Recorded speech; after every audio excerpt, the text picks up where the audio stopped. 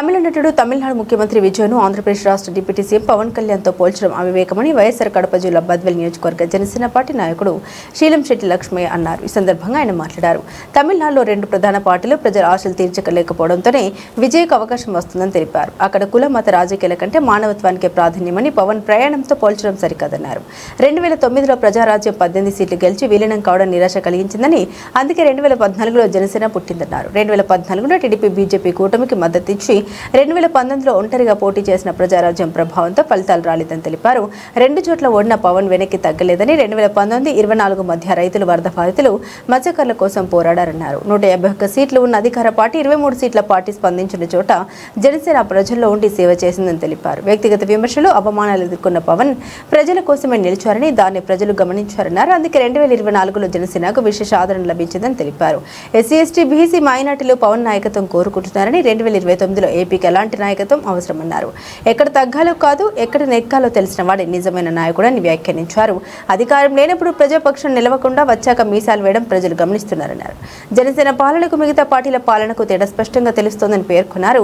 జై జనసేన, జై హింద్, జై భీమ్ అంటూ ప్రసంగం ముగించారు. అందరికీ నమస్కారం. మాది కడప జిల్లా బద్వేల్ నియోజకవర్గం పూర్వం. నేను జనసేన పార్టీ శీలంశెట్టి లక్ష్మయ్య. ముఖ్యంగా మీడియా యొక్క సమావేశం మొన్న జరిగిన తమిళనాడు ఎలక్షన్ ఏదైతుందో దాన్ని బేస్ చేసుకొని మన ఏపీలో కొంతమంది మాట్లాడుతున్నారు. పవన్ కళ్యాణ్తో పొంతం చేసి మాట్లాడడం అది అవివేకం. కానీ దాని గురించి 2 మాటలు మాట్లాడాలని మేము ముందుకు వచ్చినాం. తమిళనాడు రాజకీయం వేరు, ఇక్కడ ఏపీ రాజకీయం వేరు. తమిళనాడు ఉండే రాజకీయము అక్కడ కులం లేదు, మతం లేదు, ఒకటే కులం, మానవత్వం అనే ఒక కులం, ఒకటే కులం ఉంది. ఇక్కడ ఏపీలో వచ్చేసి కుల, మత, ప్రాంత అన్ని వర్గాలు ఉండే కులం ఇక్కడ ఉండే ఏపీలో ఉండేది. దీన్ని పొంతం చేసి మాట్లాడడం అనేది బాధాకరం. ఒక విషయం అయితే మనం స్పష్టంగా మాట్లాడుకోవాలి. తమిళనాడు రాజకీయానికి ఇక్కడ రాజకీయానికి చాలా పొంతం ఉంది. అదే మనం అనుకున్నట్టు తమిళనాడులో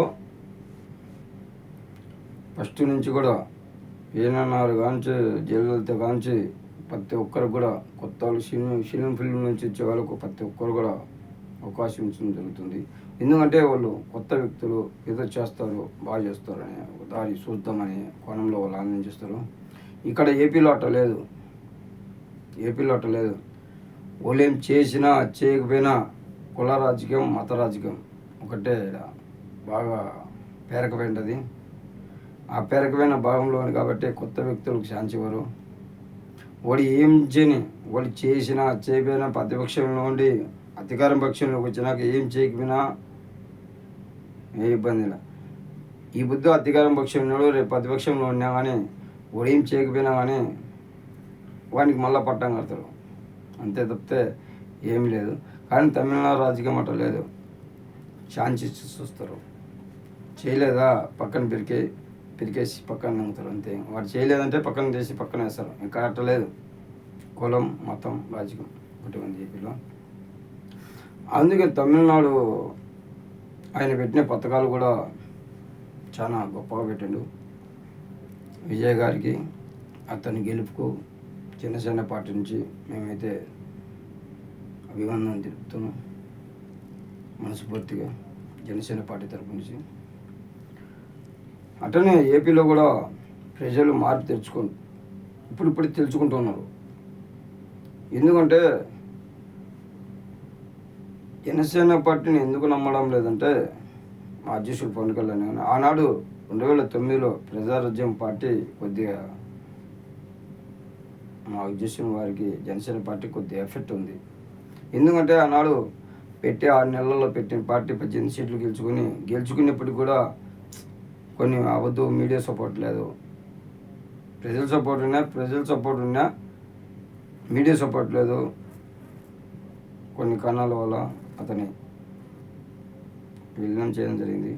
ఆ విలీనంలో భాగంగా దాన్ని ఓడ్చుకోలేక మా అధినాయకుడు పవన్ కళ్యాణ్ గారు, అదే చిరంజీవి గారు తమ్ముడు గారు మన కళ్యాణ్ గారు చూసి ప్రజలు మనల్ని అంత ఆదరిస్తుంటే మనం ఎందుకని నిలవలేకున్నామా అనే కోణంలో మా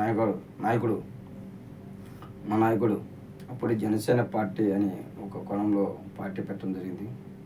అదే ఏ పార్టీ అయితే పవన్ కళ్యాణ్ అవద్దు, ఏ పార్టీకి అయితే విలీనం చేశాడో చిరంజీవి గారు, అదే పార్టీని కాంగ్రెస్ హటావో బీజేపీ బచావో అన్నాడు. అట్నే భూస్థాపం అయిపోయింది. ఆనాడు 2014లో కాంగ్రెస్ భూస్థాపం, టీడీపీ బీజేపీ రావడం జరిగింది, ఘన విజయం చేయడం జరిగింది. ఆనాడు ప్రతిపక్షంలో జగన్మోహన్ రెడ్డి గారు ఉన్నారు. జగన్మోహన్ రెడ్డి గారు 60 సీట్లు ఎన్నో గెలుచుకున్నారు. అప్పటికి కూడా అతని పాదయాత్రకి సరిపోయింది, విమర్శించడం లేదు, ఏం లేదు. ఏదో అధికారంలోకి వచ్చేదానికి తాపత్రంతో ఏదేదో చెప్పాడు, చేశాడు, ఉపాధి చాంచిచ్చారు. కానీ పవన్ కళ్యాణ్ గారికి చాంచివ్వడానికి ప్రజలు అదే మనం అనుకుంటూ ప్రజారాజ్యం పార్టీ ఒక అఫెక్ట్ అనేది అతని మీద బలంగా పడింది కాబట్టి ప్రజలు నమ్మలేదు. ఒక పార్టీ ఛాన్స్ ఇద్దామని జగన్ గారికి ఒక పార్టీ ఛాన్స్ ఇచ్చారు, ఏమి కూడా చేయలేదు. అదే ఆనాడు అధికారం పక్షంలోనే టీడీపీ 2014లో, అదే 2019లోకి వచ్చాక ఆనాడు ప్రతిపక్షంలో ఉన్న వాళ్ళని అధికారం పక్షం చేసి, అధికారం పక్షంలో ఉన్న వాళ్ళని ప్రతిపక్షం చేసినా కానీ ప్రతిపక్షం వచ్చిన అధికారం పక్షంలో వస్తానే వైఎస్ఆర్సీపీ ఎంత విధానంగా చేసిందో, ఎన్ని విధాలుగా ఆంక్షలు పెట్టిందో మనం అందరూ చూసాం. ప్రతిపక్షంలో ఉండి కూడా 23-24 సీట్లు గెలుచుకొని కూడా చంద్రబాబు నాయుడు టీడీపీ పార్టీ 23-24 సీట్లు గెలుచుకొని కూడా నేను అసెంబ్లీకి పోను, కానీ వాళ్ళు దేశం చేశారు కాదనలేదు, కానీ ప్రతిపక్షం హోదామన్నా కూడా అతని ప్రజల్లోకి రాలేకపోయారు. కానీ ఏ 2 చోట్ల ఓడిపోయి కూడా 2019 పోటీ చేసి సింగల్గా పోటీ చేసి 2 చోట్ల ఓడిపోయి కూడా ఎక్కడికి పారిపోను, నా కట్టెకాలేంత వరకు మీకోసం ఉంటాను, మీలో వచ్చి నలుగురు వచ్చి మీలోంచి వచ్చి నన్ను మోసపోయేంత వరకు ఉంటాను, ఏ బుద్ధి ప్రమాణం చేశాడో ఆ మాట కోసం కట్టుబడి ఈ పొద్దు ప్రజల కోసం నిలబడిండు. అదే 2019 నుంచి 2024 వరకు మా నాయకుడు, మీకు అందరూ తెలుసు, ప్రజలందరూ చూస్తున్నారు. అధికారం పక్షంలో ఒక పార్టీ ఉంటే ప్రతిపక్షంలో ఉండి కూడా ఒక పార్టీ ఏమి చేయలేనప్పుడు, ఎదుర్కోలేనప్పుడు అధికారం పక్షాన్ని ప్రతిపక్షంలో ఉండే వాళ్ళు ఎదుర్కోలేకపోయారు. కానీ ఏ ప్రతిపక్షం హోదా లేకపోయినా అని మా నాయకుడు కొరదేల పవన్ కళ్యాణ్ గారు అధికారం పక్షాన్ని ఎదుర్కొంటూ ఎక్కడికక్కడ ఎండగడుతూ రోడ్లు అయితే ఏమి ప్రతి అంశం మీద మాట్లాడుతూ మా నాయకుడిని బట్టి అంటే నాయకులు, కార్యకర్తలు, ప్రతి ఒక్క 20 మహిళలు మొత్తం కూడా ఎక్కడికక్కడ మాట్లాడుతూ బయటకు వచ్చింది. అదే 40 ఏళ్ళ చరిత్ర, 30 ఏళ్ళ చరిత్ర అనుకుంటే వాళ్ళు అధికారం పక్షంలో ఉన్నా కానీ ఏ పొద్దు బయటికి రాకుండా అధికారం పక్షం ఉంటేనే చేస్తామనే నాయకులు కొంతమంది ఉంటారు. అధికారం పక్షంలో వచ్చినా కానీ చేయలేని పార్టీలు కొంతమంది ఉంటారు. కానీ మా నాయకుడు అట్టలేదు. అధికారం పక్షం ఉన్నా లేకపోయినా మీకోసం నేను నిలబడతా అని ముందుకు వచ్చిండు. అదే విధంగానే ఆనాడు కరువు రైతులకు ఎత్తాం, వరద బాధితులకు ఎత్తాం. ఏపీ కాదు, తెలంగాణ కాదు, ఎక్కడ వరద బాధితులకు డబ్బులు ఇచ్చిన దాఖలాలు ఇస్తూనే ఉన్నాడు. ప్రతి చోట కూడా కోట్లు దానం చేస్తున్నాడు. అది అందరూ తెలుసు, ప్రజలందరూ చూస్తున్నారు. మనం అధికారం ఉంటేనే డబ్బులు ఖర్చు పెడతాం, అధికారం లేకపోతే మేము ఖర్చు పెట్టలేమనే కోణంలో కొన్ని పార్టీలు వెయిట్ చేస్తుంటే మా పార్టీ నాయకుడు ఏం లేదు, అక్కడ పనిచేయడం, సినిమాలో షూటింగ్లలో పనిచేయడం, నైట్ డ్యూటీ, డే నైట్ షూటింగ్లో పనిచేయడం, అక్కడికి వచ్చిన డబ్బులు ఇక్కడ పంచం. రైతులకైతే కోట్లు డబ్బులు. రైతులు ప్రతి ఒక్క జిల్లా కాదు, ఒక ప్రాంతం కాదు, ఒక జిల్లా కాదు, ఒక నియోజకవర్గం కాదు, ఒక మండలం కాదు, ప్రతి చోట ప్రతి ఒక్కరికి ఒక కులానికి కాదు ఇచ్చింది, అన్ని కులాలు. రైతులు అనేవాడు ఎంతమంది ఎన్ని కులాలు ఉండే అన్ని కులాలకు కూడా డబ్బులు ఇచ్చిన దాఖలాలు మా నాయకుంది. ఏ పార్టీకి కూడా అధికారం పక్షంలో ఉన్నారు, అధికారం పక్షంలో లేకపోయినా వాళ్ళు అధికారం పక్షంలో లేకపోయినా వాళ్ళు. కానీ అధికారం పక్షం లేకపోయినా మా నాయకుడు కొడదేల పవన్ కళ్యాణ్ గారు ఈ వద్దు ప్రజలందరూ చూస్తున్నారు. కాబట్టి అందుకే 2029లో మళ్ళా 2 పార్టీలను కలిపి ఒక తాటి మీద తెచ్చి, అదే మాట చెప్తున్నా మర్చిపోయినా, 2019లో బాబు గారు జైలు పడితే వాళ్ళ క్యాడర్ ఇంత పెద్ద క్యాడర్ అని చెప్పుకుంటే వీళ్ళే పార్టీ నాయకునికి అండగా లేకుండా నీళ్ళ నుంచి దాక్కొని ఉన్న నాయకులు ఈ వద్దు వాళ్ళు మాట్లాడుతుంటే ప్రజలందరూ కూడా చూసి నవ్వుకుంటున్నారు. అదే మా నాయకుడు పవన్ కళ్యాణ్ గారు ప్రతి అంశం మీద చెప్తే పలాంది ఇది అంటే రోడ్డు మీదకి వచ్చి భూతద్దంలో వేసి చూపించేవాళ్ళం. మీరు ఎక్కడ చూపించలేకపోయినారు. కానీ ఆనాడు జైలు లేకపోవడానికి మీ ఎంతమంది క్యాడర్లు, ఇంతమంది ఎంపీలు, ఎంతమంది ఎమ్మెల్యేలు ఉంటారు కదా, ఊడు కూడా పోలే, మంత్రులందరూ ఉంటారు కానీ పోలే, ఊడు కూడా ధైర్యం చేసి ఆనాడు అధికారం పక్షం భయపడి ఊడు కూడా పోలే. కానీ మా నాయకుడు ఉంటే ఉంటాం, పోతే పోతాం, ఈ బతుకు ఎందుకు, ఒక మంచికి సాయం చేస్తే ఏమవుతుంది అనే కిందట మా నాయకుడు ముందుకెళ్ళి భరోసా ఇచ్చి నేను ఉండాను అనే ఒక భరోసా ఇచ్చి 2019 కూటమి కట్టి ఆ కూటమిలో కేవలం 21 సీటు గెలుచుకున్నాడు. 21 ఎందుకు గెలుచుకున్నాడు? 21 ఇచ్చింది అంటే అప్పుడు ప్రజలందరూ ఆదరించినమాట. ప్రజలు ఆదరణ ఉన్నప్పుడు కూడా మా నాయకుడు ఎప్పుడే అంటుంటాడు, మాకు బలం లేదు, 2009లో ఒకసారి ఓడిపోతానే నాకు బలం లేదని చెప్పుకున్నాడు. కానీ అదే కొంతమంది మా బలము, మా క్యాడరు మిస్సాలు తవ్వడం, తొడలు కొట్టడం, అది మా నాయకుడికి కానీ మా పార్టీ జనసేన పార్టీ కానీ ఎక్కడా లేదు. అది చేయము. మేము ఎంతసేపు ప్రజలకు ఏదైతే మనం హామీలు ఇచ్చామో దాని హామీలు సక్రమంగా నివర్తించాలనే కోణంలో మా నాయకుడు ఆలోచన చేస్తున్నాడు. కాబట్టి ఈరోజు యావత్తు ప్రపంచం అంతా చూస్తుంది, అటనే మన ఏపీ ప్రజలందరూ చూస్తున్నారు. 2029లో ఎవరైతే మీరు పదే అంటుంటారు, అక్కడ టీడీపీ, వైసీపీ, కాంగ్రెస్ పార్టీ అంటుంటారు, మా ఈసీ సోదరులు, మా బీబీసీ సోదరులని, ఆ ఈసీ బీసీ సోదరులే ఈ వద్దు యావత్తు ప్రపంచం అంతా చూస్తున్నారు. ప్రతి ఒక్కరు ఇటువంటి నాయకుడు ఏమీ లేకపోయినప్పుడు కూడా ఇంత చేసిండు.